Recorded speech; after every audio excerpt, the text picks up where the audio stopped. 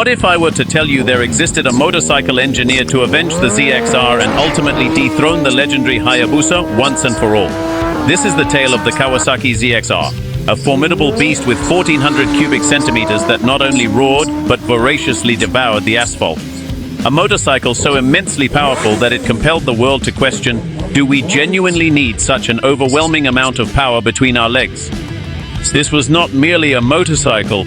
It represented Kawasaki's ultimate resurgence during the late 1990s, a crucial turning point as the world transitioned into the new millennium with mobile phones resembling bricks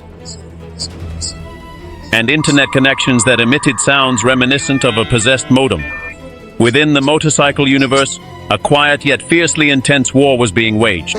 An arms race that wasn't centered around tanks or airplanes, but rather focused on velocity, horsepower, and the esteemed pride of Japanese engineering. The Japanese manufacturers were engaged in a silent yet intense Cold War, with Kawasaki possessing the ZX-11 within its formidable arsenal, also recognized as the Ninja ZZR, an extraordinary and remarkable machine that truly impresses. Since 1990, it had been kicking butts on the Autobahn and reigning as the fastest production motorcycle in the world with its 147 horsepower and speed. The maximum achievable velocity is 285 kilometers per hour. On its part, Honda responded in 1996 with the CBR1100XX Super Blackbird, a black bullet with 164 horsepower capable of reaching 290 kilometers per hour. And that's where Kawasaki lost its throne for the first time. But the story doesn't end there. In the year 1999, Suzuki made its entrance with a devilish grin and a strategic plan to obliterate everything in its path. They introduced the ZX-14R Hayabusa, which was far more than just a motorcycle. It was a bold declaration of war boasting 175 horsepower, 1340 cubic centimeters, and an astonishing top speed of 312 kilometers per hour. Although numerous individuals assert that it was a minor white lie, and in reality it surpassed the Hayabusa descended like a blazing meteor on the egos of both Honda and Kawasaki, and as if that wasn't quite sufficient, it accomplished this feat. With a design that is as peculiar as it is intimidating, it resembles part aerodynamic Pokemon and part diving hawk. That achievement bestowed upon it the name Hayabusa, which is the Japanese term for the peregrine falcon. This bird incidentally is known for preying on sparrows. And are you aware of what the hawk is referred to as in Japanese? Taka, like in Kawasaki. Coincidence? I do not believe so. Kawasaki, injured in its green ninja pride, begins to quietly scheme its retribution, but not to merely match. Nope, their aim was total humiliation. The project was crafted with famous Japanese patience. No rush, no leaks, and no extra marketing. They took it quite personally. Meanwhile, Suzuki comfortably enjoyed the prestigious throne. Honda was retreating to other areas, and Yamaha watched from the stands with its R model, which was more compact, yet equally perilous. And thus the years continued to pass. The Hayabusa garnered a devoted following, widespread fame, and immense respect. On bustling streets, online forums, and hidden tracks worldwide, no one dared challenge it. It was the undisputed monarch of production velocity. However, at Kawasaki, the engine continued to roar, albeit in a subdued manner. Until the year 2006, the anticipation finally came to an end. After nearly a decade of relative silence, Kawasaki unleashes the beast. The ZX-14, also known as the ZZR, was not just a mere update, nor was it simply an evolution.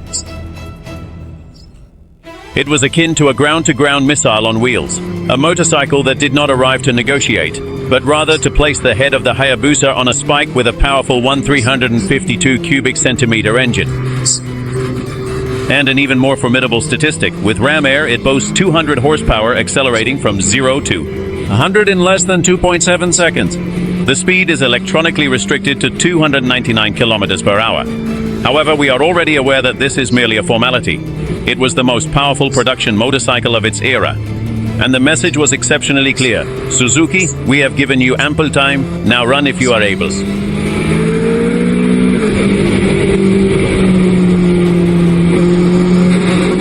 The ZX-14 was not designed to make friends. It was engineered to obliterate the reputation of the Hayabusa. Along the way, it would also reconfigure your spine with each and every acceleration. It was outfitted with a 1,352 cubic centimeter power plant, 4 inline cylinders, liquid-cooled, featuring dual overhead camshafts and 16 valves.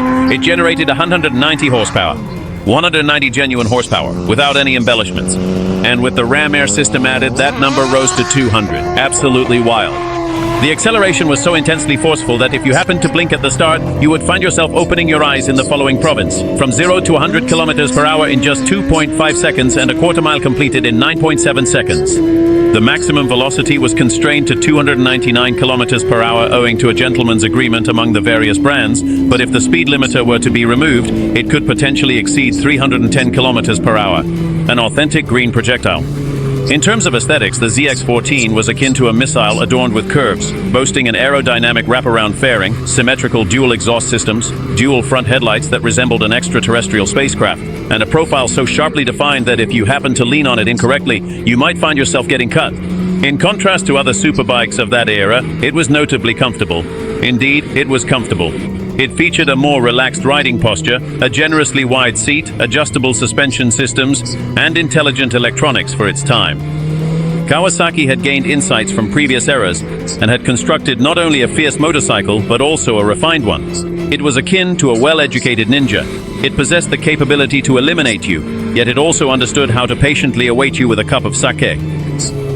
On the racing track, matters became significantly serious. In comparative performance tests, the ZX-14 managed to outperform the Hayabusa in the 0 to 400 meter sprint. Within the realm of hypersport motorcycles, that was essentially a declaration of intense competition.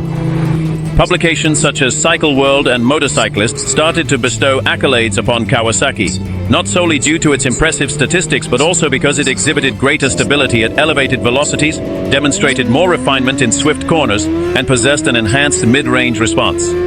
Furthermore, it integrated intricate technical specifications, including an aluminum monocoque chassis that offered substantial rigidity while not compromising on weight, Tokiko 4-piston radial calipers, and advanced electronics that assisted in control without being overly intrusive.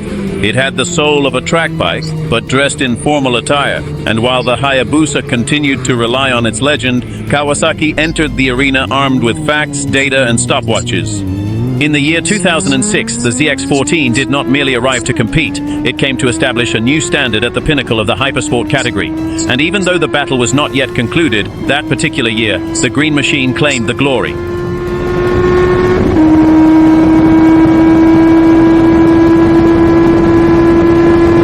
However, if the ZX-14 had already posed a significant threat, in the year 2012, Kawasaki set aside any subtlety and declared an open and unyielding war. In the realm of hyperbikes, the ZXR emerged, a version that was not merely revised, but was a thoroughly recharged beast.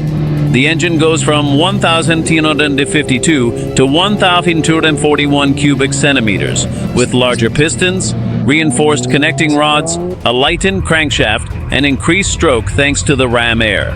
The power output reaches approximately 210 horsepower, rendering it, in the most powerful motorcycle in its category at that time, more than the Hayabusa, surpassing any other mass-produced motorcycle in terms of sheer power. However, the ZXR was not merely about raw muscle. Kawasaki focused on enhancing the electronics, which, although still considered basic for that era, included KTRC, a 3-level traction control system. More refined than its predecessor, which it offered some safety without limiting the engine's brutality. The suspension system was further enhanced, featuring newly designed, more rigid front forks, an updated rear shock absorber, and a more stable configuration at elevated speeds, ideal for highway cruising at speeds of 300 kilometers per hour or even beyond. The Tokiko braking system also advanced with more robust radial monoblock calipers and enhanced feedback. Were you looking to halt this Japanese projectile? Kawasaki made sure of that at least. You had a minimal chance. The monocoque chassis was meticulously reinforced and optimized to more effectively distribute the weight of the newly designed engine, maintaining surgical level stability even at absurdly high speeds. And to all of this, an even more aggressive appearance was incorporated, featuring sharper and more defined lines, angular front lights with a menacing gaze, a completely redesigned fairing with enhanced aerodynamics, and a riding posture that silently declared, "Go ahead, look at me wrong and I'll rip your soul out." But the most striking thing about this motorcycle is that it wasn't a pure sports bike, but rather a hypersport touring motorcycle. You had heated grips installed. If you desired, you could journey across an entire nation on it with luggage, a passenger, and a smile. However, if you felt like opening the throttle aggressively in second gear, you could melt the rear tire in 3 traffic lights over a quarter mile. The ZXR commenced to thoroughly humiliate its competitors with a seasoned rider at the helm.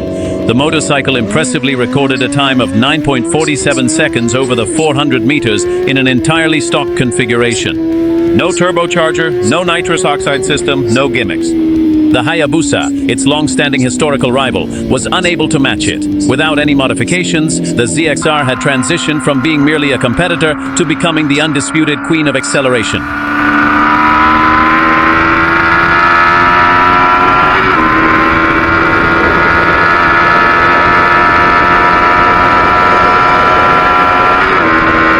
But all good things come to an end in 2020. Kawasaki announces the end of the ZX. In Europe, due to the stringent Euro 5 regulations, there is simply too much engine for so many filters. Meanwhile, in the United States, it remains available for purchase for a few more years, although the powerful roar is gradually diminishing.